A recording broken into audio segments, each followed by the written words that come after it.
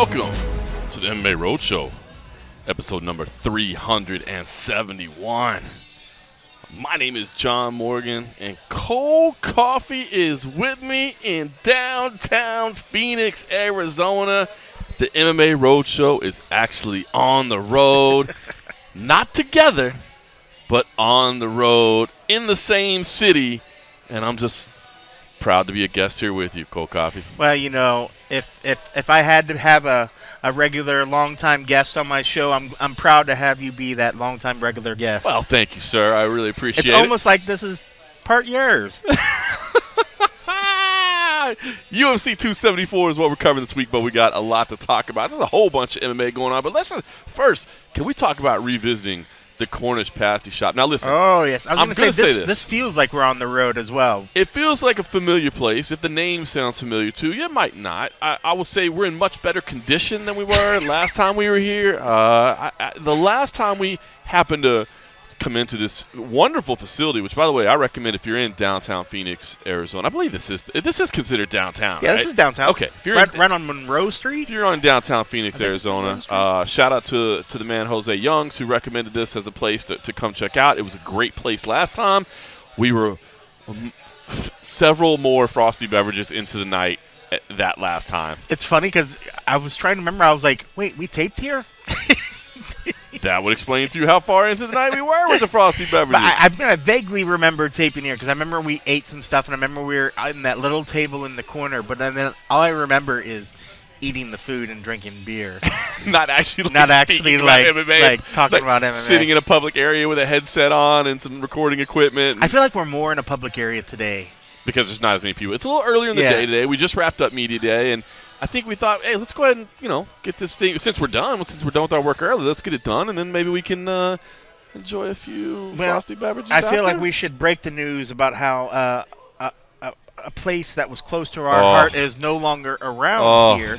I'll let you say the sad words. Listen, I'm just going to be honest with you. We came really, really close, both of us. We were informed individually of this breaking news at separate times.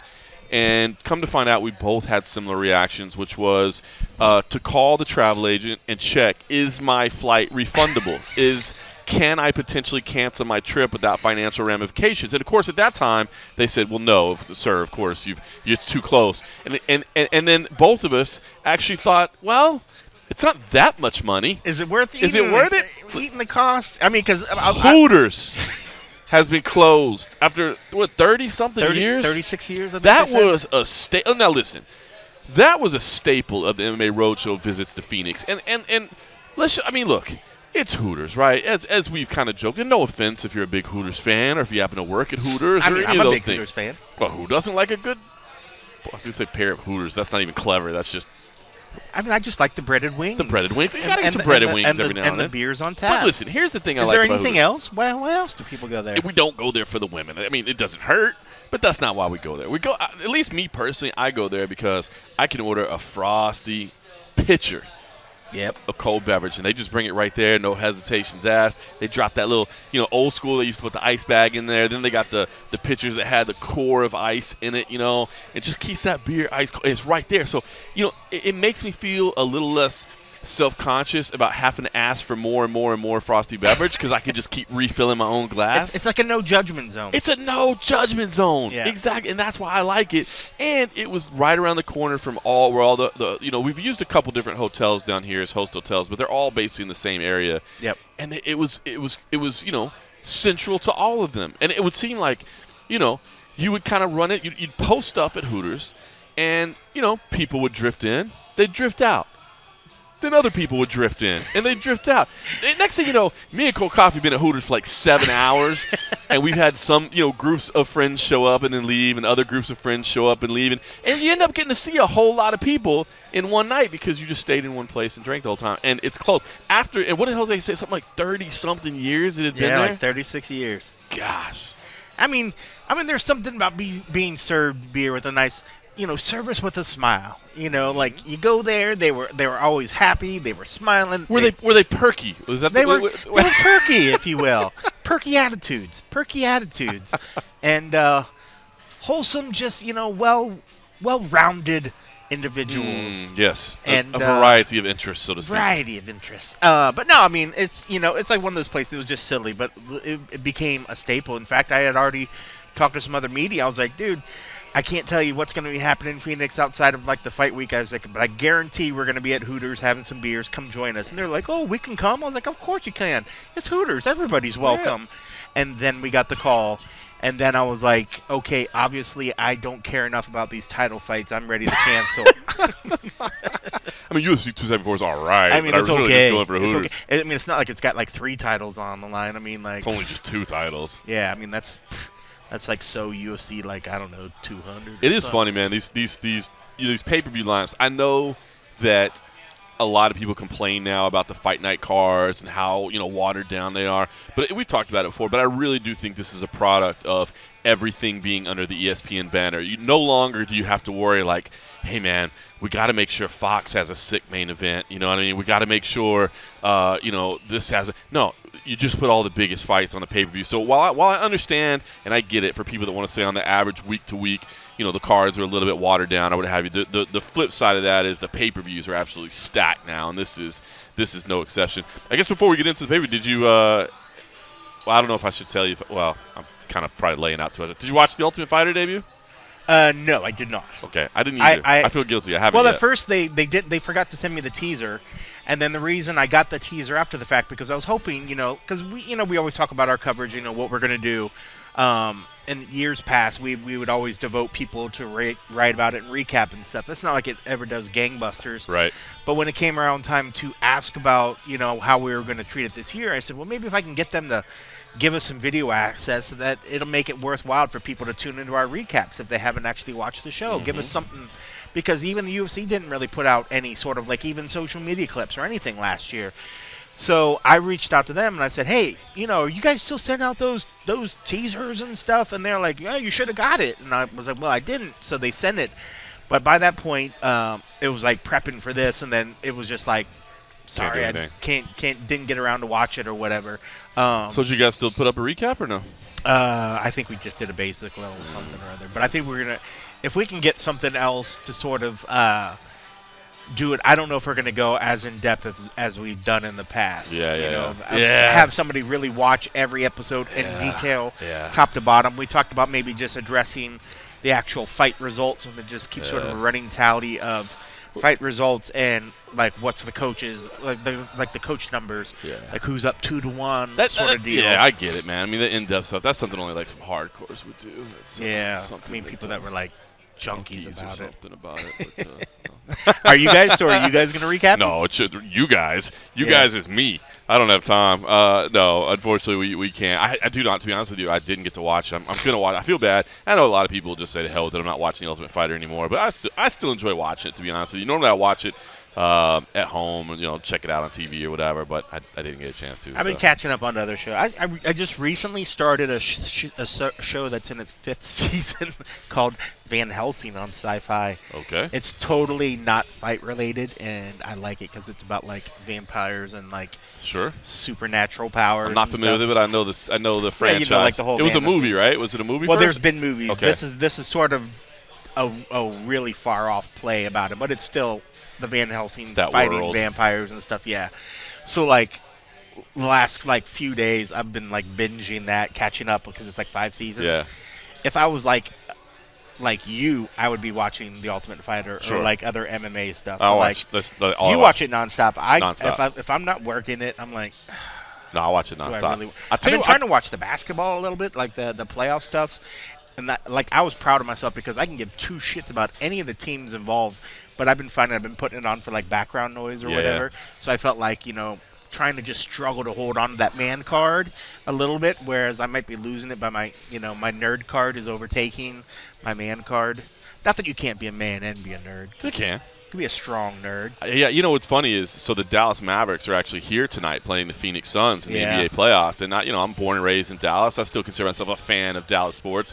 But some people were talking together like, hey, man, let's get together and buy some tickets and go. And I was just kind of like, It's like $400 or something. Well, ridiculous. That's it. I don't want to lay out big money like that. Crazy money. Yeah. Like I mean, I imagine just even catching a regular season game is not cheap. No. probably a couple $100, I Especially imagine. when you consider the frosty beverages that I like to drink, and now you're talking to like $18 a pop or something. Yeah. Like, ooh. If you're like, hey, nobody's attending, here's some free tickets. But if they, I imagine they don't have. If a they problem rolled right getting now, they're people like, to hey man, attend. we got a suite, man. We got extra tickets in the suite, man. It's fully catered and it's all free. You want to come by? Like, I'm going. We would have recorded the podcast from the suite. That I would have did. I would have done that. I would have did that. I'd definitely done that, but that was not the case, so I'm not going. Hey, while we're talking about just real quickly, while we're talking about TV recommendations, the return of one of my favorite shows this past week on HBO Max, Barry. Oh, yes, I saw that. It finally came back. I saw that, and I was like, oh, my God, it's back. I don't watch many. Listen, I don't watch many TV shows, but I happened to see Barry. And I love it. And it's what is it? Bill Hader is the guy that stars in it. Like I thought he was funny on Saturday Night Live, and I think that's why I gave it a shot to begin with. It's a whole other level from what he was in. It's totally different. He was funny on like Saturday Night Live and stuff, but like he shines in this show. He's amazing. I'm going to tell you right now, if you have HBO Max or you have access on another viewing service to Barry, and you haven't, go ahead and start it, because the first seasons, the episodes aren't long, so you could binge. It's only starting season 3. You could binge from the beginning, and I would definitely if you just pick up at the start of season 3, you're gonna be like, what in the hell is going on? Like, you need to go watch season 1 and season 2. But I don't give TV recommendations to us because I don't watch much TV. But I'm saying Barry. Man, I don't know if I finished season 2 now that I think about it, because I was thinking this was season 2. Oh, well, let me tell you what happened. No.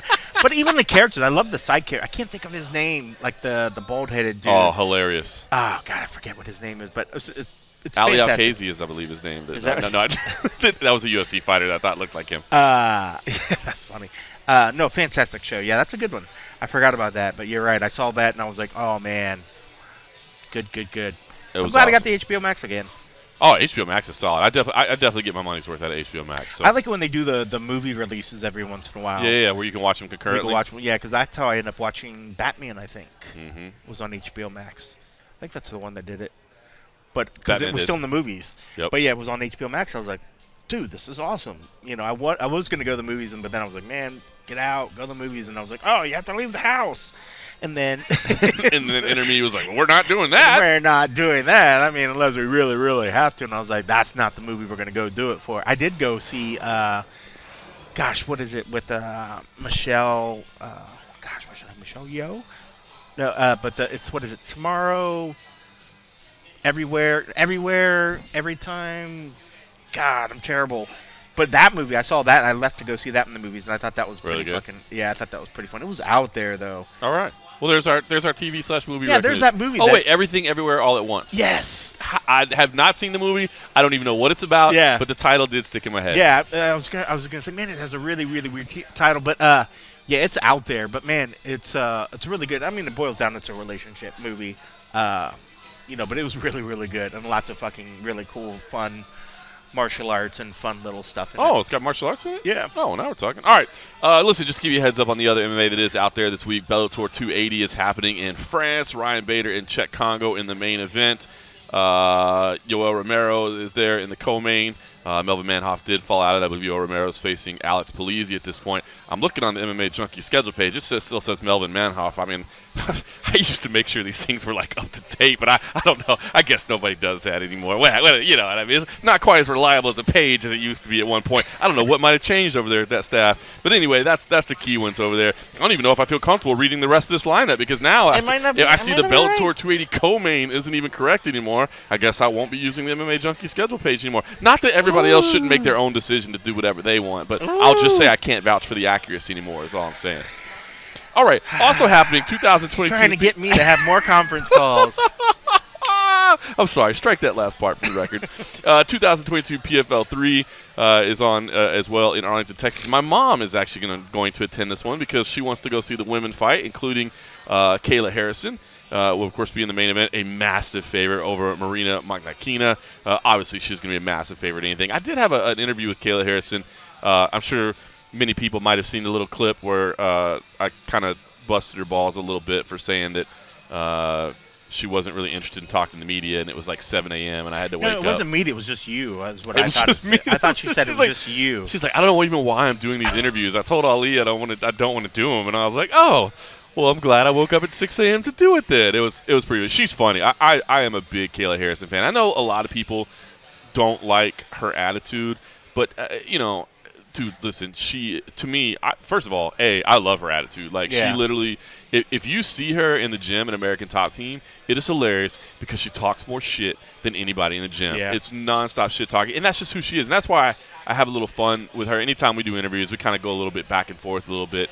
But listen, when she talks about greatness, if she talks about this is a 2-time Olympic gold medalist. So when she's talking about being the greatest of all time and doing this is not somebody that just came in and was like, no, she's been an athlete her entire life, dedicated to competing at the highest level. So when she talks about being the greatest ever, I think it's off-putting to some people. But understand, that's the attitude she's had to have her entire life, man. When you win an Olympic gold medal, you have to have that attitude. So I would just, if there's anybody that's put off by her, I guess maybe I get it, but try to understand where she's coming from as well. Some people just hate winners. Some people just hate winners. I hear you. Because they look at a winner and then they see their own faults, and then people sometimes want to lash out at that. So she's not busting your ball when you guys are in the gym working out together? She's not busting your balls? No, that's what I'm saying. She's always talking. When you were in there rolling and stuff, when I'm ATT, really putting my grind in, and she's like, that's the best you got, Man, how does she do that, man? I know, and you figure she sees you there every day of the week. I'm 2 hours in, you know what I mean, sweating, putting my grind in, staying late after practice, Okay, no, listen, I've been there on a couple times filming something, and I've seen her talking trash, and it's really funny. It makes me laugh. No, I haven't worked out in a long time. Thanks, Cold Coffee. I'll quit talking. I'm just doing my Kayla. I'll quit talking about inner Kayla. I'll quit talking about your schedule page now. If you'll quit talking about me. But listen, the way that sets up on Friday, so I know you'll probably want to watch the weigh-ins and the face-offs and all that, but if for some reason you got Friday off from work or your work doesn't matter if you have some stuff on or whatever, but the Bellator card is in Europe during the day and then PFL's at night, so you can kind of watch, you can have a full day of high-level MMA over there, and then boom, Saturday we get into UFC 274, so we're going to have a lot of two-screen watching, for me at least, on Friday. But I do like the Fridays. Well, that's going to be a tough one because it's right in the time when I'd have to be editing and other sort of stuff. So I doubt I would do it during the morning. But I love it, those Friday night evenings when there's a Bellator event or some other event. I do too. Because then I'm into it because then the morning was good. You get you get your whistle wet a little bit with doing the morning stuff, and then you still got the evening. And then when you're able to get the fights on the Friday nights, I do like those. I feel like if Bellator would. At one point, I felt like they were every Friday, and just stay on Fridays, and just stop trying to cross, And no offense to them, hey, try to cross promote or going against the UFC's time. It's like, I'm gonna watch the UFC one, but by golly, if you were putting your shit on Friday night, I would be watching every one of them because I have my Friday nights free. Listen, man, I know that they can't go, and I get it, and the UFC says the same thing, but obviously the UFC is the leader in the industry. But everybody goes look. Dates are dates. You got to get what you can at the arena. You can't be worried about everybody else is doing. But the UFC ain't doing Friday nights. You know it. It's not happening. You would own the airwaves. Just own Friday night. I completely agree with you. I don't get it. Again, and I'm not taking this as an insult to Bellator. Again, I know some of this has to do with their TV partners and the broadcast partners and all that. But let's be honest. If you're going head-to-head, there's very few opportunities where you're going to be able to keep even close to the amount of volume and traffic and discussion, and you're just getting buried. You said buried, and he buries people. Outside of, and like you said, that's no slight to Bellator because we've even said many times this year, maybe not many times, but there's been handful of times where the Bellator's been the better. It's been the better fight night to watch. But that being said, in terms of the general people possibly getting somebody to turn on their TV and watch it, UFC's got the name value. You're going to get your diehard Bellator fans that want to watch it that are real deep. But people that watch or listen to this show are going to be the kind of fans that will turn on the Bellator because they understand the players involved, the fighters, what's sort of at stake. Whereas your general population of something that's just hey, what's on TV tonight? What am I going to maybe turn on and see? If they see there's a UFC, somebody might be like, okay, I've heard of that before. I'll turn it on. They talk about that on ESPN. I'm sure, they might talk about Bellator a little bit or PFL and all this other stuff on ESPN, some of these other ones. They do talk about PFL a little bit because it's the broadcast. I don't think they ever talk about Bellator. But it's just nobody ever, they never it's just why make it harder for yourself? And if you know there's an opportunity, and maybe it does boil down to the fact of they can't get as many arenas as they want on Friday. Right. Maybe there's other obligations going on with that thing. That could be a good concert night or something. And that stuff all does factor in. Like, it's really easy to be like, just take Friday. We're like, bro, that venue wasn't available on Friday. It was already taken. You know what I mean? So those things do factor in. Or, Showtime had a championship boxing event on Friday, so they wanted us to go on Saturday because they didn't have anything on Saturday. Yeah. Okay, I mean, and Showtime's the one paying the money, so they get to make those decisions. But and it's tough too, especially when maybe when it comes to, say, the powers that be, the investors, the people that are putting money into it, some of the big players involved, and say even with like Showtime and some of the other ones, people have established that Saturday night. I mean, granted, there's Friday night fights. People associate that a lot of time with Saturday boxing. night is all right for fighting? Saturday night is all right for fighting. I should come up with a song about that. Somebody should. Somebody should come up with that. So I guess I wonder if that's another counterpoint, is that they're like, people understand that Saturday night is a night that people are expecting to watch fights. So they're like, why try to introduce or reintroduce another night as a night to watch fights when people know that Saturday night there's going to be nights of fighting? But that's a tough one. I guess you just got to kind of pick your battles. But I mean, they do well at some point, and maybe at some point they're like, we don't feel we're number 2, so we want to go up against them. Right. I mean, all right. Yeah, it's kind of, I don't know. I mean, I guess it seems kind of silly, but if that's their point, and they're going to stick with it. But what's going to be interesting to see is, and I haven't heard this because we know that One Championship signed that deal with Amazon.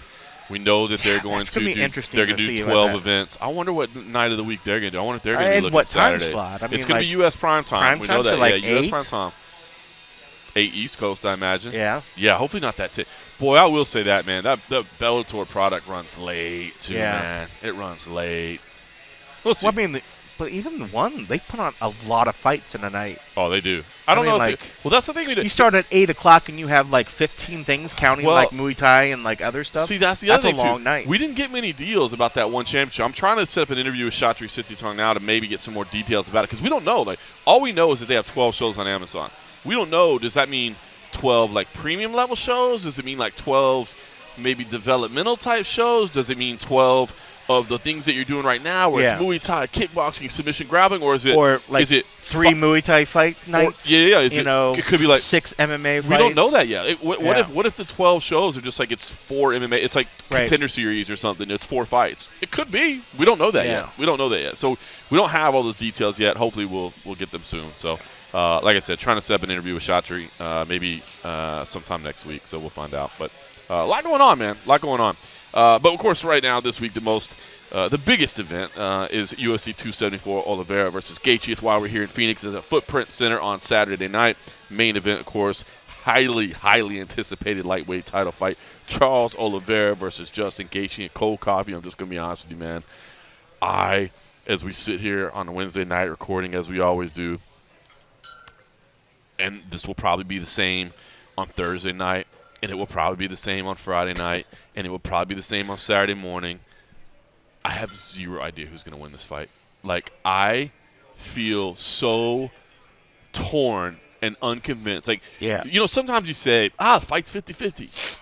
But really, you kind of mean it, but you don't. You're like, I'm leaning towards this, but he's got some chances. Yeah. I mean, again, we try to keep it real, so I don't think I've thrown that out a lot. But when I see a fight where I literally can see either scenario happening, because a lot of times you're like, well, if so-and-so can keep it standing, but you're like, but there ain't no way he's going to keep it standing. Yeah. Hey, if you could just keep Khabib away, he might be able to knock him out. Right. Yeah, but that ain't going to happen. I am so torn on this one about who's going to win. And I did my weekly kind of pick/betting breakdown with Justin Barrasso over at Sports Illustrated. That'll come out later this week. But I'll just give you a little tease and just say, like, I guess if I'm gambling, the idea of being able to get Justin Gaethje as an underdog of any kind. Now, he's not a significant underdog, but the idea of being able to get underdog money on a monster like Justin Gaethje is pretty exciting. The idea of betting props that this thing ain't going the distance, I like that a lot too. Yep. 2 finishers. Yep. But in terms of saying, John, you've got a gun to your head right now, and I need you to pick the winner, or unfortunately, I'm going to have to pull the trigger if you're wrong. I'm just crying. I'm crying, and I'm saying, well, he's not wrong. dude, I think this could go either way, man. I will tell you, I had a solid pick that I picked when I put it on my staff picks. Today, I changed it. After Really? today's media day. Okay, I so hold switched. on. I saw the media day before I find out. I saw the media day. Charles Oliveira came in looking good in his suit, blonde hair looking sharp, Yep. teeth looking solid, Teeth on point. on point. Came in confident. Doesn't talk a lot, never really Yeah, does. Right. Swagger on high alert, just good. All right, so I saw that. I saw Justin Gaethje come in, looking relaxed, looking comfortable, feeling like fighting in Arizona, feeling like not fighting Khabib, feeling like it's destiny. So reading what I saw today, you initially picked Oliveira and you changed it to Gaethje. Correct. Okay. And even listening to Rose was I was already starting to lean to Oliveira. Yep. And then hearing Rose talk, I was like, okay. Because 'Cause Rose was saying that Rose he's was on like, another level. Yeah, he says he's on another level right now. And, I had told myself after the last Oliveira, I was like, stop betting against Oliveira. Yes. And so I was like, I'm not going to go against Oliveira on this one. And then listening to Justin today, but also there was something about Charles that I think wouldn't have swayed me as much as if, he'd said everything like what you said. Like before, I didn't feel like a real champ till he defended it. Was much more hungry, was much more this. And then today was this, oh, no, I mean, I'm the champ. I have been the champ, when I did this. And it felt like his mentality had switched a little bit. And Feeling himself a little too much, feeling maybe? himself a little bit. Here's my suit. Here's my teeth.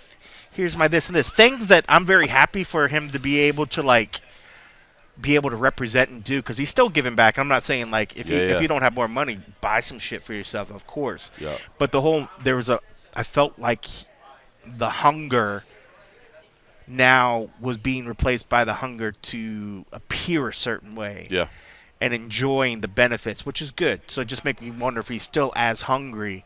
And then looking at Justin, Which, and by the way, should say he still does a lot of great things with charity. He still Yeah, gives back no, his and kids. So it's not like he's just like, no, but I get what you're saying. yeah, I get mean, what and you're that's the saying. thing. That's the thing that you do when you're a champ. You're giving back. Your focus has changed. Yeah. You're giving back to your community. You're doing all the right things. But you love to hear that attitude of no, I still got to prove myself every time. Yeah.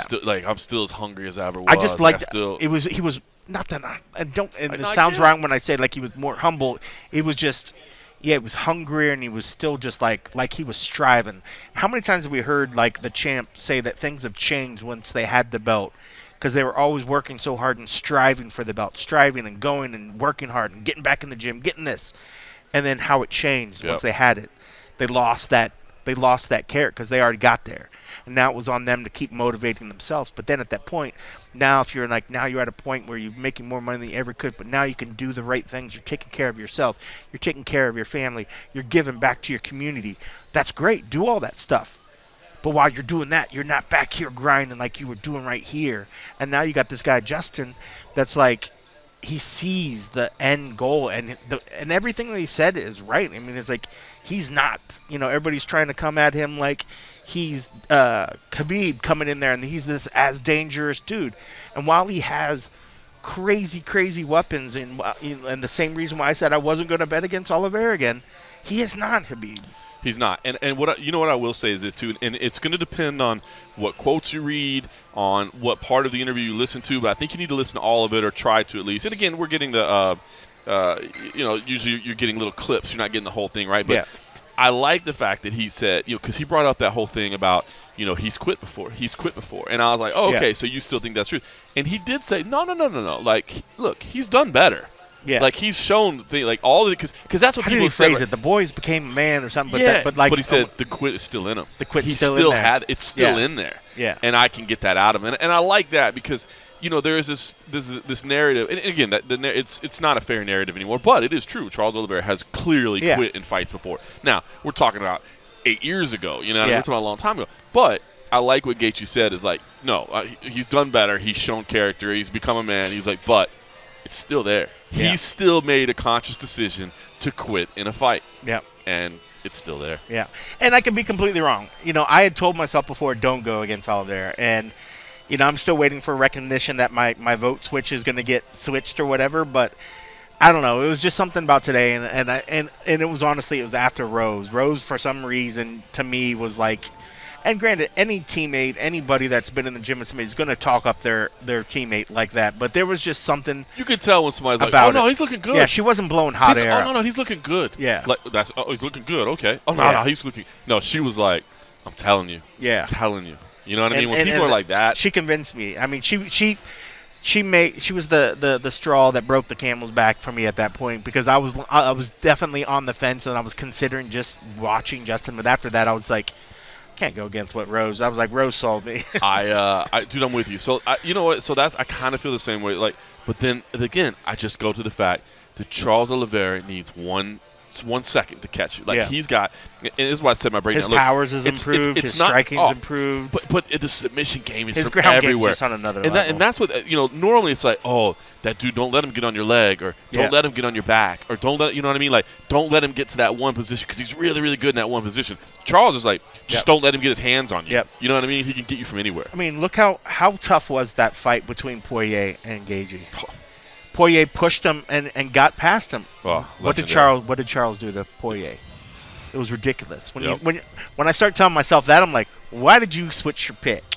I'm telling you. You know, I mean, that's that MMA math. I like the idea that you can get Gaethje at plus money. If you're betting, I like the idea that you can get Gaethje at plus money, because a guy that dangerous. But I'm telling you, gun to the head to count out Charles Oliveira. I know. Can't do it. Here I am. I'm going to talk myself back out of it. I just need Rose to come back in there. Poor I need Matt Rose to Harrison, sit back down. You're going to send him another email. Like, I'm just kidding. Can you switch it back again? Just delete the Slack message I sent to him.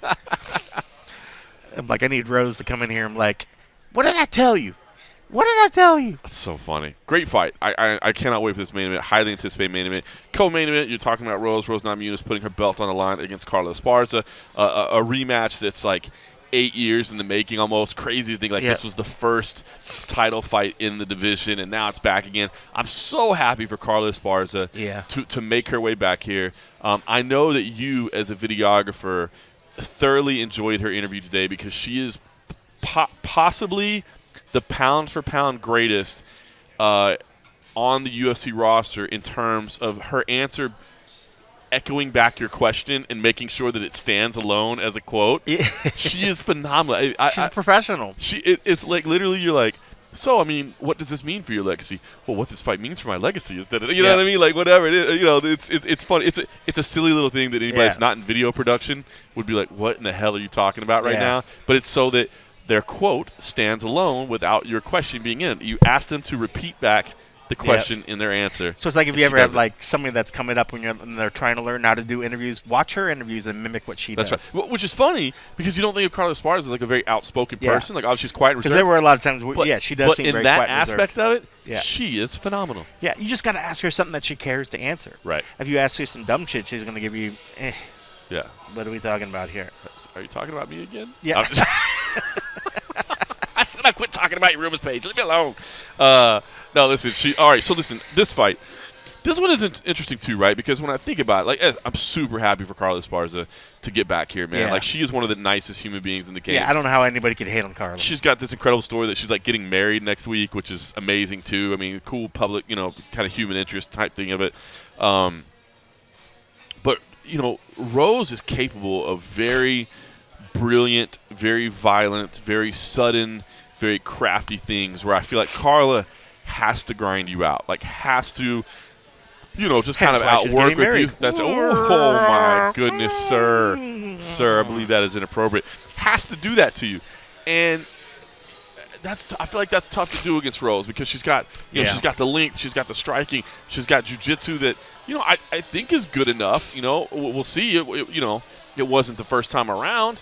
But I feel like she's on a different level this way. Like, I feel like, I mean, obviously any two fighters, you know, 7.5 years later, you know, two totally different people. Compare at your own risk, right? Yeah. But especially Rose, she was a baby the first time around. Really was. A baby. I mean, have you gone back? Did you go back and watch that fight like ahead of this? Because it was like, no, but I mean, I've watched it multiple times over the years, you know. And you're right. I mean, like, she literally, I felt like we watched her grow up. I mean, in front of us, she looked like she was like 13 the first time we saw her on the scene, you know, and now she's full-fledged champ again for the second time or whatever. Yep, 2-time champ. It's just amazing to see. But yeah, I mean, to think that they're going to be the same fighter.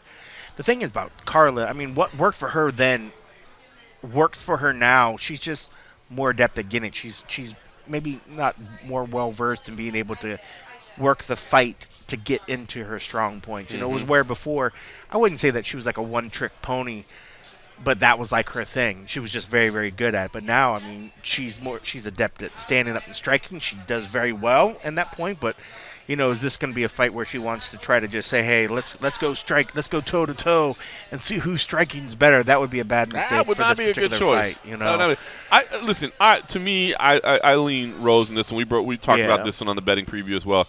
I do lean Rose in this, but it's another one where it's like, I do feel like it's not wise to count out Carla because I'm so happy that she's got back there. Does she have some? I mean, first of all, she won the first time around. Second of all, does she have something extra special lined up a week ahead of her wedding? Is there something extra, a little going on? Which, hey, look, sometimes those little things can be the difference. I feel bad counting her out, but I do feel like Rose is the pick to make here. I think so. I mean, I think that the one that would have been one of the close ones, kind of like a Rose, but not quite, was the Marina Rodriguez fight. I think that was when everybody was like, oh, okay, this is along those lines of like Rose, like if Carla's going to have a chance against, Rose, she has to be able to beat her. Right. And she did. So I counted her out of that one. I think I did as well. Yep. So that's one of those things. I mean, like, she's developed so much more, and she's not afraid to stand up there and strike with somebody, but she's also, she's just better at setting up what she needs to do. And when she's able to get somebody down on the ground, I mean, her control of somebody on the ground is just, it's amazing. I mean, it's amazing. She literally lays on these. I mean, she's able to control like she's like a heavyweight, with these women. She wrestles and controls like somebody easily a weight class higher than her on some of these girls. She's just super, super strong when she's down. She has a great way of balancing herself and making herself really heavy and controlling the fight.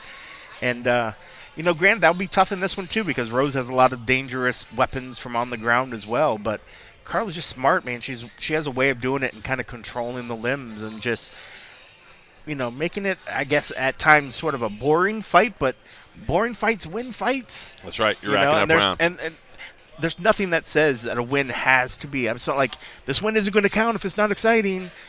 If you're still dominating, that's dominating. They still put that belt around your waist. Yeah. If somebody can't get up, we've had this discussion over and over. Like sometimes when the fight gets boring, and somebody's just clearly dominating some on the ground, and the guy can't get up, or the gal can't get up, and everybody's like, stand him up. That's not their job. Their job is to get up. When a fighter looks at the ref for a stand-up, that to me is one of my biggest pet peeves. Like, hey, what are we doing here? I'm stuck. Right? I can't get up. I'm bored. Well, then get up. Yeah. Then get up. If it's so boring for you, just make that position stop. I hate that. So I guess what I would say here is this, that I think Rose is the right pick. However, I would not say count out Carla. Hey, bet your mortgage payment on Rose. There's no way Carla has a chance. Like, I think this is more interesting than I think maybe a lot of people are giving it credit for. So intrigued by that. But, of course, the fight that I think everybody's intrigued by, Michael Chandler versus Tony Ferguson. Absolutely, phenomenal lightweight fight with question marks, of course, man, with absolute question marks. Tony Ferguson, you just can't deny the losing streak is there. The lack of results are there, and the rough results are there. And a lot of underlying anger issues. Okay, so are there? I was going to get to that. Okay, first of all, a year away. I think that's a good choice. Good choice for Tony Ferguson. Hopefully, the mind is rested. I will say that he got in saying, I made all the changes I need to make. I had some bad energy around me. I was getting some bad advice around me. So I've made some changes, and I feel confident in what I've done. And so it is it's always nice to hear somebody address that there's an issue that needs to be fixed. It always concerns me when you're like, just things could have gone the other way. No. He's like, no, there are issues, and we need to fix them, so I'm fixing them. I like that.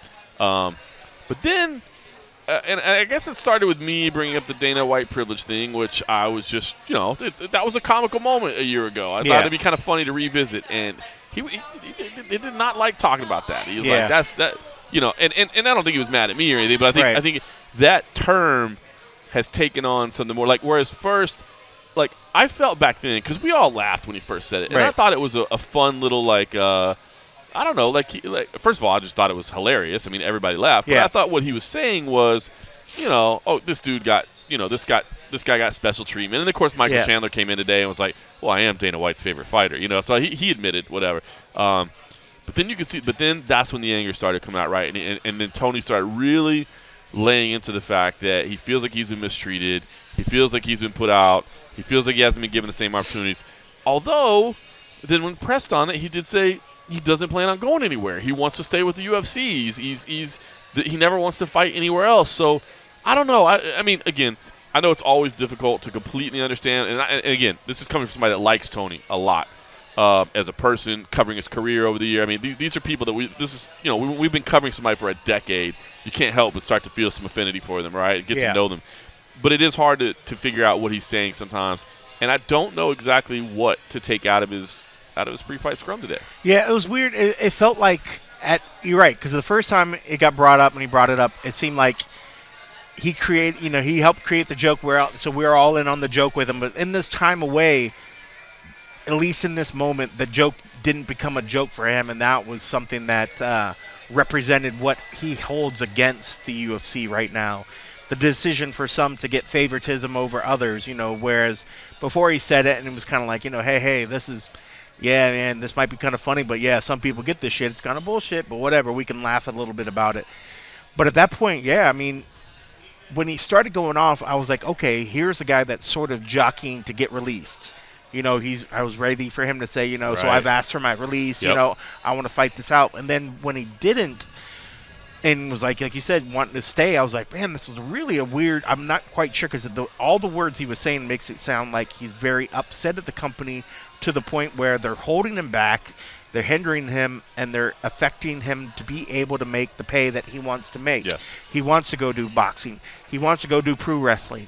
If he wants to go and do all these things, and this Did throw in, by the way, that he wants to play baseball as well. I don't know how good he was at baseball, but this might be a little late to break into the major leagues. I mean, you see him carry bats and baseballs with him all the time. Obviously he's got to be good if you're carrying bats and baseballs with you all the time.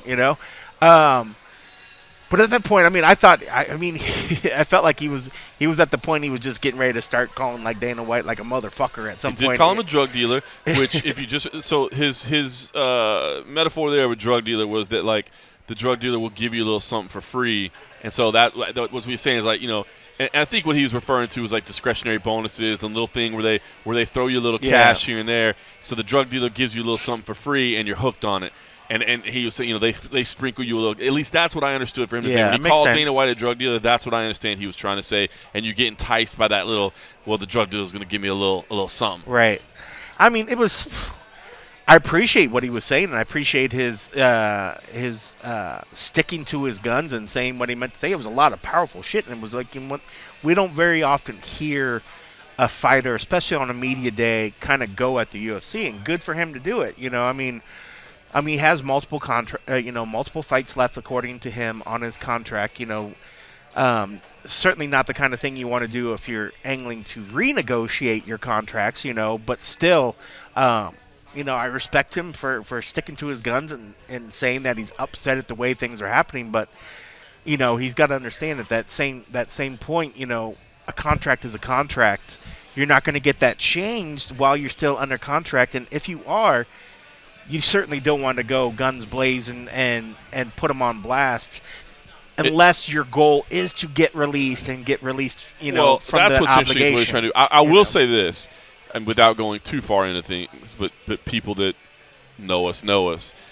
Part of that did speak to me where he was like, I just want to be able to go do these other things. Yeah. Like, these are things that I like. Let me go do them. And I was like, I get you. You know what I mean? Like, it's like it was so close to my own situation, and I was like, dude, I totally get where you're coming from. You know what I mean? So that part of it I totally understood. Yeah. But then again, so are you trying to get released? Are you trying, like, what are you trying to do? And maybe that's just it. Maybe he doesn't want to get released. Like, I do want to fight here, but I want to be able to go pursue these other things in my life. Because it really, honestly, it was funny. As he was talking to it, I was like, bro, I relate to that so much. You know what I mean?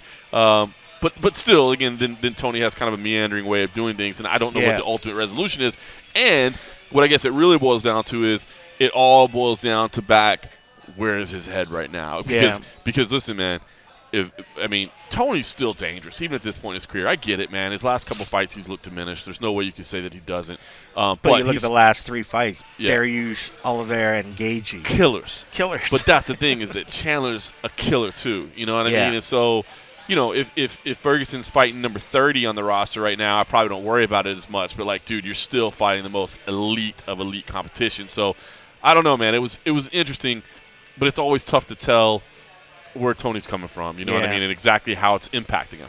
I was really surprised that he wasn't angling for his release. The way he started and the way he ended were very, very sort of felt like two polar opposites of where he was trying to go. But you could definitely tell he had a lot on his mind. I think he just got to the point where, you know, he was, I think, still a little confused himself as to what he wants out of it. You know, he wants to be able to do these things. He wants to pursue different things.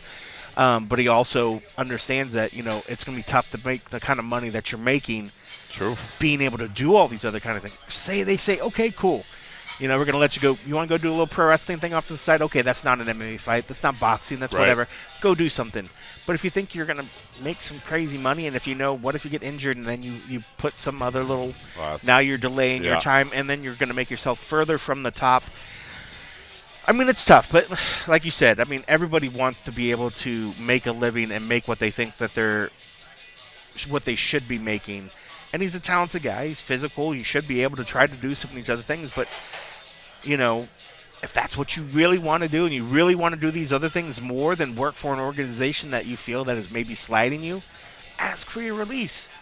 And then if they say no and they keep dicking you, then really go hard at it. You know, the way he started that interview, it made it seem like he was going hard. He had made the decision to go all in and say, like, the UFC is, I hate everything about him, you know. Yep. And it was weird because he kind of flip-flopped on a little bit. No, I want to stay here. Then he was like, I want to stay here. And it was just that made it confusing because the whole first part of his interview was about how he was very unhappy with the way they did. And then a lot of that points back to, like you said, the Dana White privilege, because there's only been, unless I'm mistaken, there's only one person that's ever been able to go do other little side stuff and fight while still under contract. I mean, Masvidal did the thing, but he was out of contract at that point, right? Askren was done. Who's the only person that's ever been able to go do a little boxing match while still out of there? Just a little boxing match. Just a little boxing match, you know, and make millions of money. And that was the crazy money that changed everything for Conor. It's funny, man. So how is that not Dana White? For anybody that hasn't seen it, I did the worst interview of my life the other day at the airport. So I got a chance to speak to Dana White for about 7 minutes. But basically, it was kind of scheduled for right about when my plane was boarding, and then everything was running a little bit late. And things usually are running a little late with Dana because obviously, you know, they try to squeeze people in, but they end up taking them a little bit longer or whatever. And anyway, like literally as I'm talking to him, as we join to do the interview, like Group 4 is already boarding on American Airlines. So, I mean, they're already like halfway through the boarding process. And I was really, really, really scared that I was going to miss my flight here.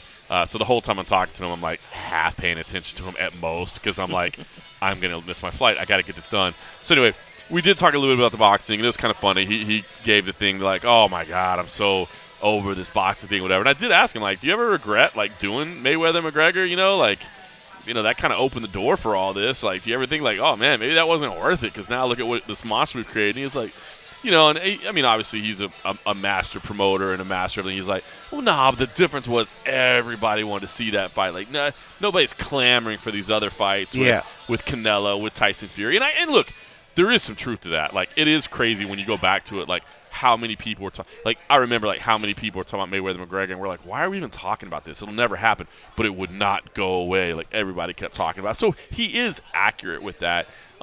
But it is funny because, like, now I feel like, yeah, they did it one time, and now everybody's like, what about me? What about me? And they did a huge involvement. You know, like, I don't know if I've ever heard numbers of what the UFC's take was in that.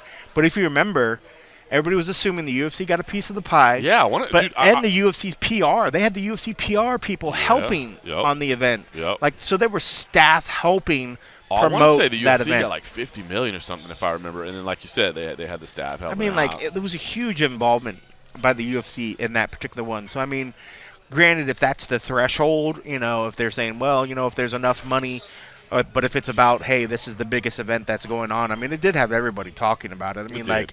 I mean, USA Today, love them to death, that place that you used to work for. I don't remember that place. They even were involved. It was like everybody was paying attention to MMA. More My Sports family Illustrated off guy. to the side. Yeah, I mean, that Sports Illustrated. Well, I thought they just did swimsuit editions. They do other stuff. Oh, so that's enough for me. Yeah, right. So that was just weird and it was different. But I mean, it's not hard. I can easily see where if a fighter's in a position where they're like, why am I being controlled when others in the past and even recently seem to be able to kind of do these kind of things? Why do some get the yes and others don't? Why can't there just be a blanket? This is what we do. This is what we do, done. and this is how, if you want to do something else, this is what needs to happen. And this goes into, which, by the way, Joe Lazone was asked about. He's spoken out previously that saying, look, it's going to be tough for fighters to unionize, and he's dead right. He's like, it's just hard to get everybody on the same page. Yeah. It's almost impossible. But, it is true because now, obviously, this is not the contracts that we're seeing in the UFC, but when you look outside of the UFC, when you look at, like, bare knuckle and you look at, some of they're signing individual contracts that are like, I'm exclusive to you for this sport, but I can go do these other things. And most of them have, like, a first right of refusal. Like, if you have an event and you need me, okay, I can't go do it. But if you don't have an event, I can go do another sport in another organization. And look, the UFC is going to fight tooth and nail to ever allow a clause like that to be in the contract. But, if there was any kind of collective bargaining, or if there was, a manager that wanted to try to push this so that his group of athletes could get this, I think that would be the way you go about doing it, right? It's like, look, I'm not saying I go fight MMA for other people. Of course, like, you are the lead dominant MMA organization. But if I want to go, why is it okay for me to go grapple, but it's not okay for me to go box? You know what I mean? So because the grappling's on our network where we're going to make money off of that. Well, that's true too. Yeah, can I box on Fight Pass? Yeah, for 10 and 10. Yeah, true. I mean, it is. I mean, it's tough. I mean, and maybe the fact that, once people are, one, it takes an organization to be open to it, but I think also, too, maybe there's some sharing of knowledge of what is being worked into these contracts over there that is slowly making its way into other people that are having contracts with those organizations, and then in turn, those organizations are more open to it. That doesn't mean that somebody didn't try with their fancy lawyer to get the same sort of clauses in with the UFC contract. Right. UFC just probably said no. Oh, of course. I appreciate your input, but no, take it or leave it. Take it or leave it. But it's something to maybe work to in the future. So yeah, big moment for Tony Ferguson. Shogun Rua versus Vince St. Preux, kind of the rematch that nobody was really expecting. OSP started things off. I did think it was kind of funny that he did say he was kind of open to maybe skateboarding to the octagon for the. I hope not. The famous gif, of course, of Shogun slipping on the skateboard and getting knocked out. I thought it was funny. I did like the fact that he knew what it was talking about. Like, I did kind of go out on a limb there and thought, oh, if he's never seen this GIF. What if he didn't? Maybe he said he saw it. No, he said he saw it. He's like, I've seen the clip like 8 times. He's like, it's crazy. That was funny. So, and then Shogun, of course, Shogun, first of all, saying, look, it's this one and one more, and I'm done. Just said he, not really sure what the last one will be, what the last opponent will be, what the last location will be, but the end of an era. And it was funny because Sean Al-Shadi asked him about, kind of fights that meant the most to him. He talked about his prior career, and it was great because I asked him, I was like, was 2005 the greatest single year for any fighter in MMA history? Because, that's kind of the debate that people have. The argument is probably 2011, John Jones. But it was so great because Shogun, who, we know speaks a little bit of English, but always uses a translator in the media because he wants his quotes to be right, answered in English matter-of-factly, like, I believe it is, absolutely. I was like, that is so great. Just cracked up, man. Yeah. It's funny. I mean, like, man, Shogun Henderson, I remember when I saw that fight, I was literally like, I just saw the greatest fight I've ever seen. Yep. And but I remember after that fight, I was like, man, if I never see these guys fight again, thank goodness, because they just literally almost, I felt like I almost just watched them die. It was a while ago. But, man, and here he is still doing it. And, man, I just don't want to see him go out there and just get completely just pummeled and manhandled to the point where I feel bad that he's out there. I mean, I have a lot of fond memories of watching Shogun, and I if it was monster. in Brazil, regardless of the fight, whatever. I mean, I would like to see his final fight or fights. Like if this fight was supposed to be in Brazil or whatever. I would like to give him that. I mean, I think giving him OSP as possible last or next to last fight is it's not nice. It's not a nice fight for him. You couldn't find somebody older. Yeah, I mean, it's just granted OSP. I mean, he's not destroying dudes as much as he has in the past, but man, I just maybe the universe will prove me wrong. I just think it's going to be a bad night for Shogun, and I just don't want to see that out of some of these guys that have earned a proper send-off. Yeah. That's a good way of putting it. But in combat sports, you just don't get it, do you? You really don't. You just don't get it. Like I always say, like I wish Big Nog would have retired in Brazil after he beat Shab. Yeah. I wish Vanderlei would have retired in Saitama after he beat Stan. Yeah. I mean, those are the moments, where you're like, it's when you put a date on it. You put it. It's funny. So talking about I talked to Joe Lazon earlier in the week about it. We did a like a video interview or whatever, like a Skype thing or whatever, before getting here, and I asked him about that. He was like, dude, because I was like, he's not sure. He said, look, this may be his last fight, but I'm like, don't you want that proper send off? Like, don't you want that week where everybody's talking to you with like loving reverence and like, oh, hey, we know it's your last one. What's the great? And he was like, nah, I don't. He's like, because honestly, like, I feel like the minute you put a date on it and an expiration on it, like, you've already lost that fight. Like, what are you pushing for if you already know that's your last one? And I was like, I guess I can see that. You know what I mean? Like, you wait until the fight and you see. So, I mean, when you're 5 months out of being 3 years away from the octagon, yeah. I mean, like when you ask him and he talks about being out there cornering and doing other things, he had switched his role. He in a sense, had sort of self-retired without really fully just putting the cap on it. I mean, good on him to want to come back out and do it, and I think it's a fight that he knows will be fun. But man, I don't know. I've always liked Joe. It's a good fight, but man, I have mixed feelings about this fight because both guys I really, really like, but I'm also at the point where every time I see, like, just like with Shogun, guys that you really respect and you're thankful for everything they give him, you're like, man, please don't let this be one of those fights where it's just really, really bad, where I feel bad for watching it. At some point, you just feel bad. You're like, man, why did I watch it? I should have, like, if we don't watch, will they stop booking it? So the card opens up, of course, with Lazone versus Cowboy Cerrone. Again, I'm an unabashed Cowboy homer. Cowboy's always his been mentality was great today. It was, and should say, by the way, if you watch the scrum and you wonder why did nobody specifically ask him about retirement, PR came in and said, listen, Cowboy's on his way. He's made it clear he's not answering any questions about retirement. So just FYI, if you ask about retirement, he's not answering. Yeah. So that's why nobody asked specifically about retirement. But I thought he addressed it without addressing it. He did. It in sneaky ways kind of came out, which is good because, it's not like we weren't going to sort of ask about it, hint it, but I mean, I feel like we've been doing that the last few fights. I think that's maybe at a point where he's like, and I think that's why he didn't want to hear about it. Why he didn't want to hear about it, because that's what we've been doing, So it wasn't any really heavy lift for anybody to kind of not do it, and it's and we could have. I mean, it wasn't like they're like, don't ask it. They're like, he's not going to answer. Just heads up, he's not going to ask it. And what's the point of just, saying something knowing that? Because then at that point, you just feel like you're just trying to poke the bear. And then at that point, if you shut the fighter down, it's completely different scenario. But it's the reason, like, the next time I see Colby Covington, I'm not going to ask him anything. Like, I asked him once. He did the whole thing.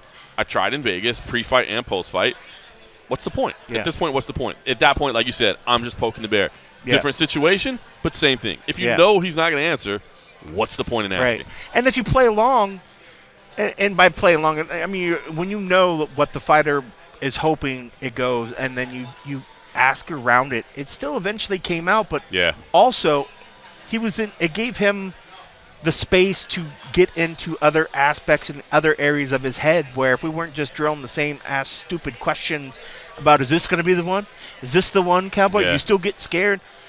A simple question of asking, are you going to be happy to be in front of fans? So if for anybody that hasn't seen this is funny. And it actually came out in my interview with Joe Lozon, too. They were scheduled for April 30th, 1 week ago, right? They moved it to this week. Nothing was ever said as why. Joe actually told me in the interview, he was like, here's what happened. He was like, Cowboy reached out to me. He was like, hey, just to let you know, I'm not fighting in the Apex. He's like, I'm fighting in front of a crowd. He's like, so I think we should just text him and tell him, like, we're moving the date. And Joe was like, all right. And so they basically just texted.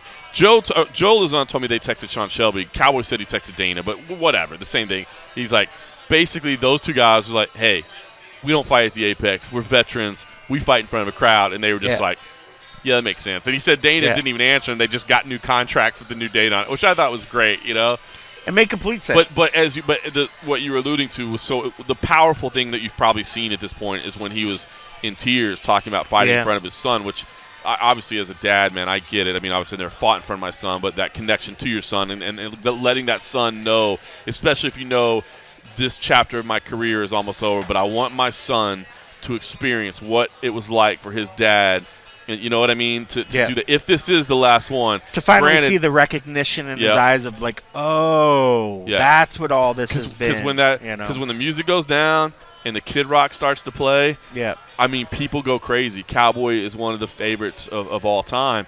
And for his son at 4, it's going to be tough for him to. But he'll have like a little snapshot. He'll have a little snapshot in his head, and then he can go watch the tape and be like, "Oh yeah, I remember being there." I was there. So it was cool. So the emotion that you saw, that powerful clip of Cowboy, who is like, the macho, to let him say, and then he fought back the tears, but he also let himself feel that emotion and admit the emotion. Yeah.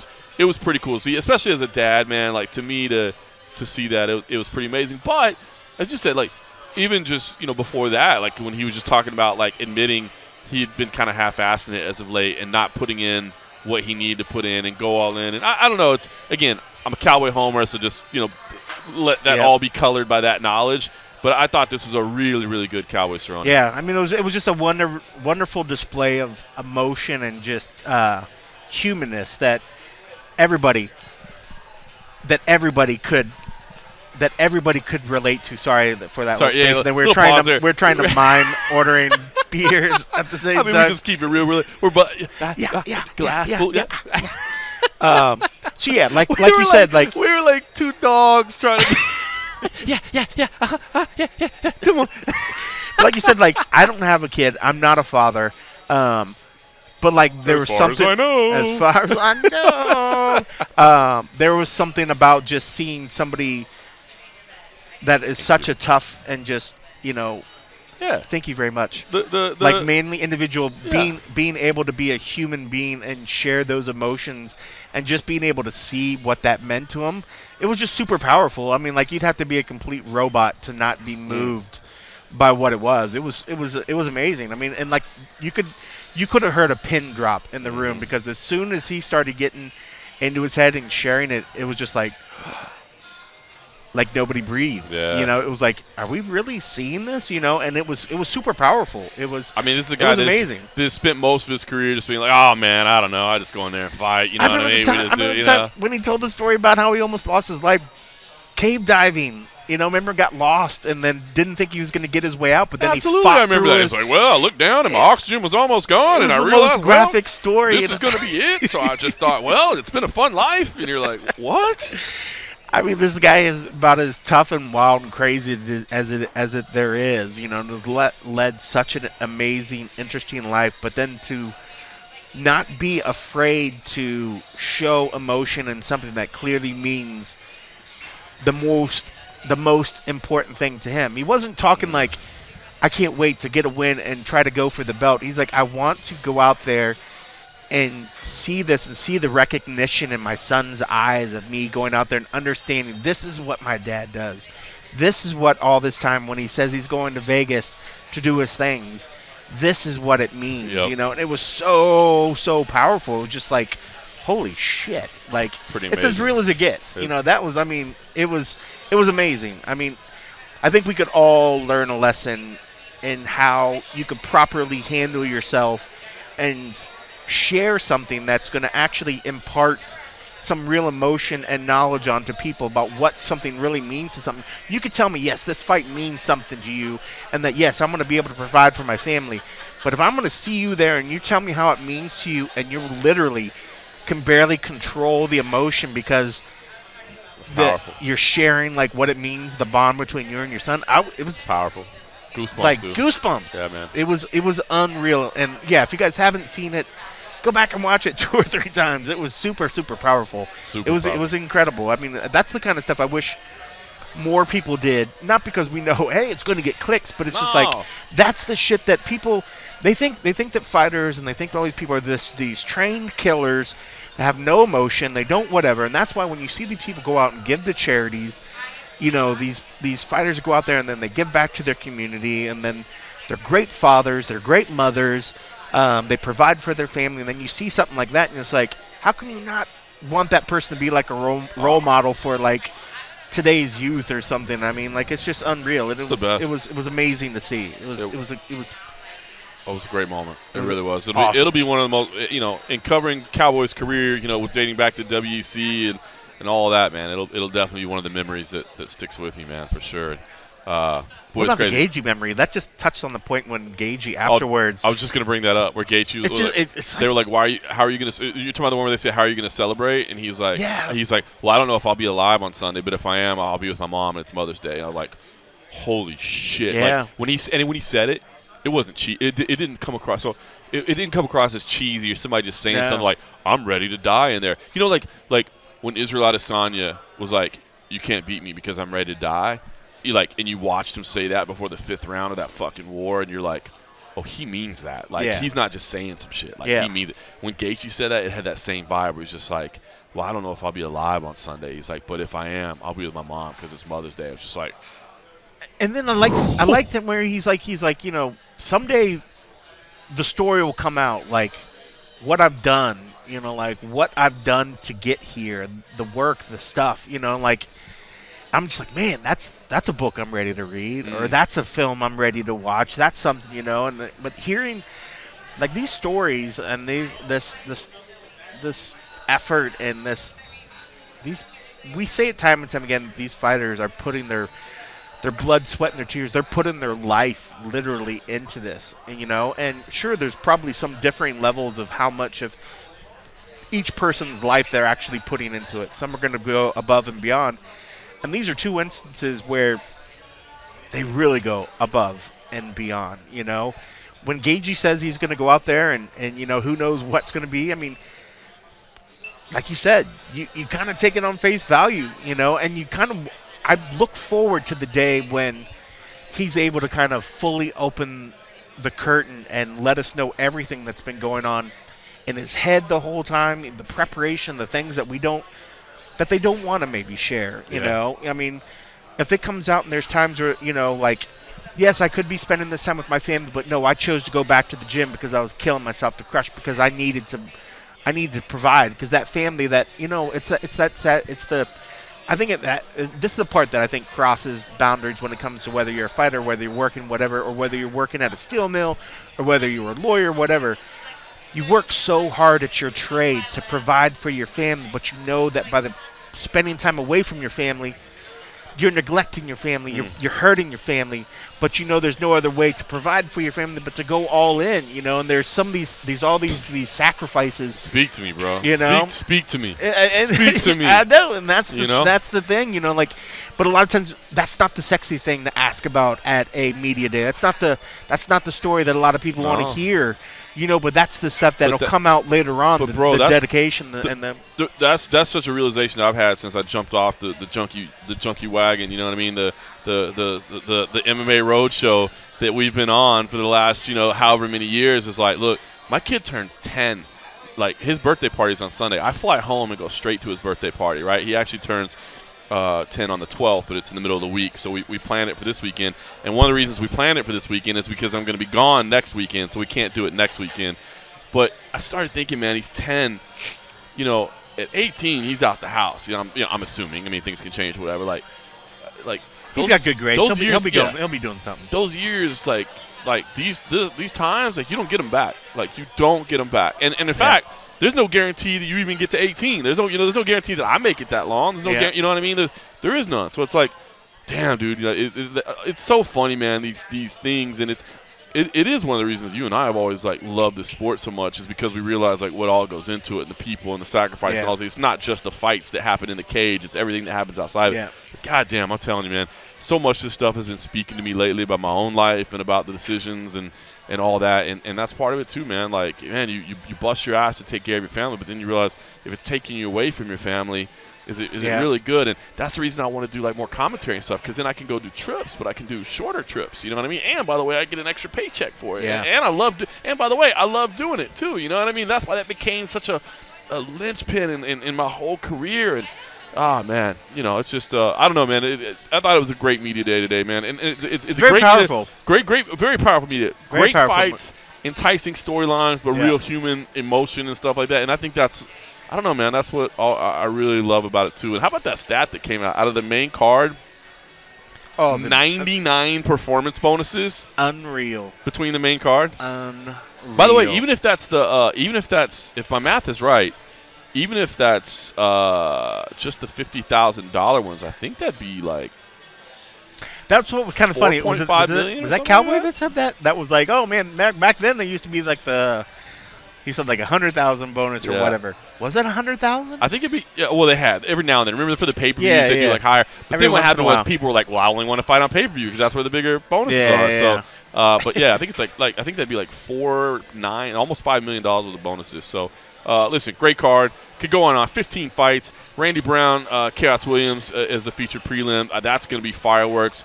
Macy Chasson and Norbert Dumont will actually have some rankings playing there. Roy Vol versus Schnell, dude. Come on now. That's going to be a phenomenal flyweight fight. Looking forward to that one. Andre Fiallo is back on the early prelims, third fight already since he signed in. Tracy Cortez, Melissa Gatto has some real. I knew you'd be a fan of that fight. That fight's hot. But I knew you'd be a fan of that fight. But it's got some real meaning in the division as well. So, yeah, it does. From start to finish, it should be a good card. And listen, man, happy to be back on the road with my boy. We may be doing it for different outlets, but we still get to hang out and drink some frosty beverages and talk some MMA, and that's all that matters. Didn't even bother to plug the Patreon, but please do that. Patreon.com/MMA Roadshow. If you can leave us some ratings, some reviews, all that good stuff, we would certainly appreciate that. I did do a roadmap submission. I forgot there was one entry. Maybe we should while we pull it up. Well, we'll bring it up there, partner. Our boy, I think it was Brent Barnett. Because Brent actually did Brent's been a long time supporter. Patreon. Brent, you're an absolute stud. Patreon.com/MMA Roadshow. As little as $3 a month, you get access to the and-a-half episodes. Plus, you can just hit us up over there, man. I'm telling you, more and more social media, it's tough to reach us. It's hard to sift through everything. But you hit us up on Patreon.com/MMA Roadshow. We're getting back to you. Yeah, I was going to say, you're joining that club. We're going to pay attention. We're going to listen to you. But, yeah, he ended up renewing it for the full year, so he actually got the discount you actually get when you do it. Discount. And it becomes even less than for as little as $3 a month. It becomes like for as little as $270 a month. It's funny. I forgot Fellows chimed in, and he was just like, "Hey, I'm simple." He's like, "You just talk about stuff, and I'll be fine with it." Well, thank you, Mark Fellows. Who, by the way, been following Mark Fellows on social media, bro. That dude did Vietnam right, man. He did vacation over there. I'm like, this dude's like rolling fives. Like, he's like always Mark on vacation. Fellows better bump up your membership, dog. I see what your hotel looks like over there. And he's always eating my favorite. He's always eating Korean barbecue. Yeah. I'm like, dude. All right. So this is one. I know we are getting ready to wrap, but we'll just this one that we already started talking because it is going to come back to Tony Ferguson. I probably should have brought it up when we were talking about it a little bit earlier, but he did say with Tony Ferguson facing another tough matchup this weekend, another loss would put him on a 4-fight skid. Having taken so much damage in a top contender fight clearly out of reach, where do you think another loss would put him? Getting on in age, would he risk being cut despite being a fan favorite, or could retirement be looming? So listen, I broached this subject a little bit in my terrible, pressure-ridden 7-minute interview with Dana White, where I just asked, which guy do you think has more on the line, right? Because Chandler has come in and had this, amazing run, but he's 1-2, right? If he comes in at 1-3. Do they still want to keep paying on the big bucks, or do they think like, whoa, this was a terrible free agent signing? I don't think they would think that because he's been in some exciting fights. He's been a part of some key storylines. I don't think that's the issue, but I thought it was worth asking. And Dana actually did go out of his way to say, like, neither one of these guys are fighting for their lives. You know what I mean? Which I thought was great to hear, because it would be real easy to kind of bury Tony Ferguson, you know, and he didn't. He's like, well, I wonder if he'd say the same thing after this interview, after today. Maybe he's like, you know what I said he wasn't fighting for his life? Well, that was on Tuesday. On Wednesday, he's fighting for his life. Fighting for his career. Yeah, no, and he did, because he said, look, 3 losses in a row, but, you know, as we alluded to, Gaethje, Oliveira, Dariush. You know, listen, if he comes up short again, I would say maybe start looking at welterweight. You know what I mean? Like, that was, you know, he won the Ultimate Fighter at welterweight. He even kind of mentioned today, like, the weight cuts haven't necessarily been great for him. So maybe, you know, welterweight.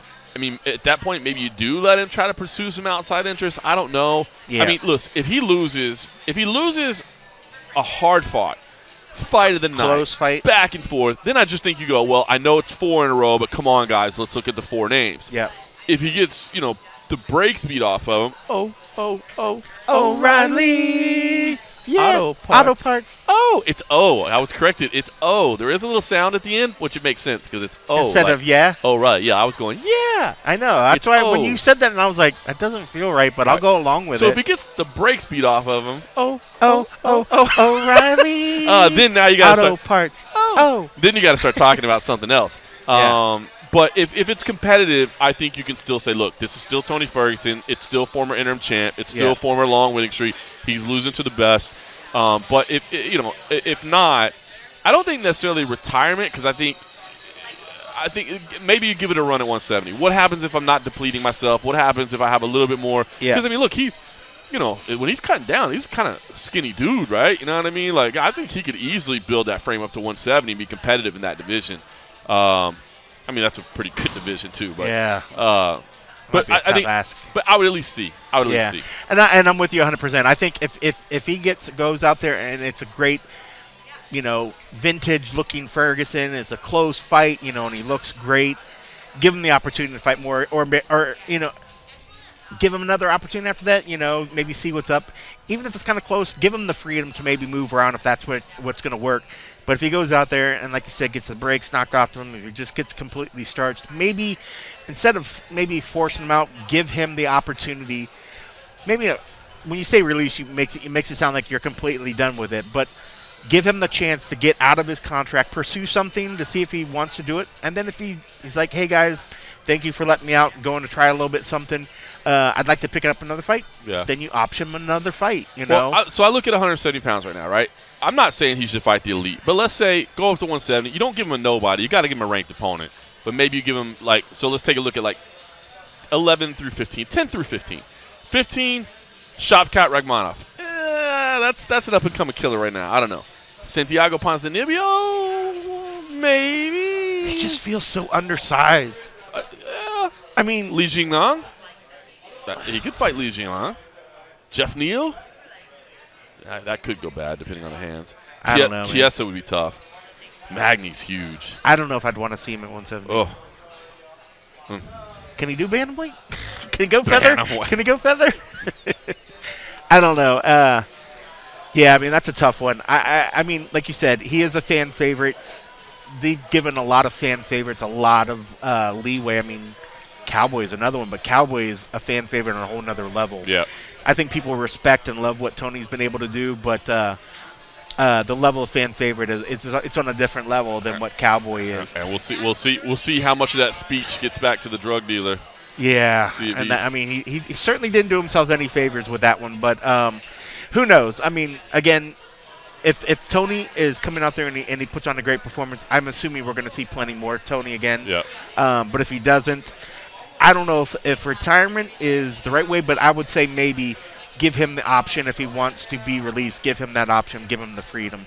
Don't hold your gun to him and say, I know we have 2 more, 3 more fights. You know, sorry, you're either with us and that's it. You know, even with BJ, you know, they tried to play hardball on BJ and they weren't going to let BJ go do something else, even though they didn't want him to fight in the UFC.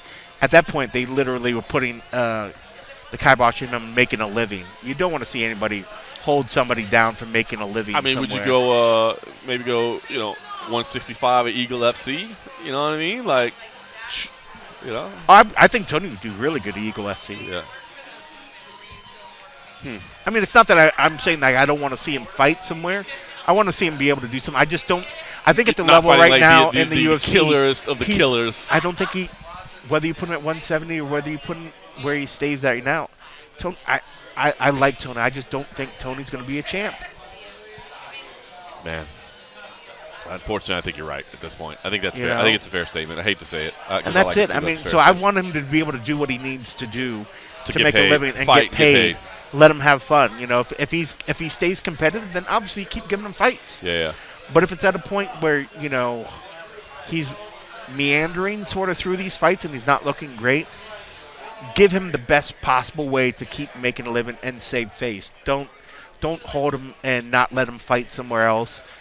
Don't unceremoniously just get rid of him either and just release him from his contract. I mean, at least cut him.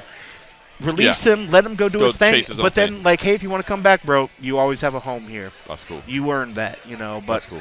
That's a tough position. That's a tough spot. Tough position, man. It's a big night. It's a big night for Tony Ferguson. But, I mean, it's going to be a lot of questions going to get answered on where his mindset's at and how well he's still faring up in this division. Boy, it's funny. As good as I was feeling about this card as we start talking, now I start thinking about, you know, Lozon Cerrone. I start thinking about Shogun. I start thinking about Tony. Like, it could be a very sad and a half. Well, I know you don't watch the MMA, or I'm sorry, the spinning backlook anymore. What is that? But we started. I'm not sure I've heard of that. You know that show you used to host?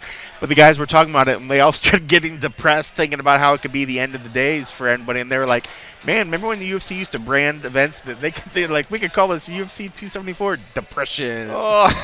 Because everybody was getting depressed, thinking about a lot of the fighters that this could be the end of the road this Saturday. You know. Well, we all know there's only one proper way to deal with that. Drink beer. We're going to go do some of that. Maybe meet up with some of the other guys in town.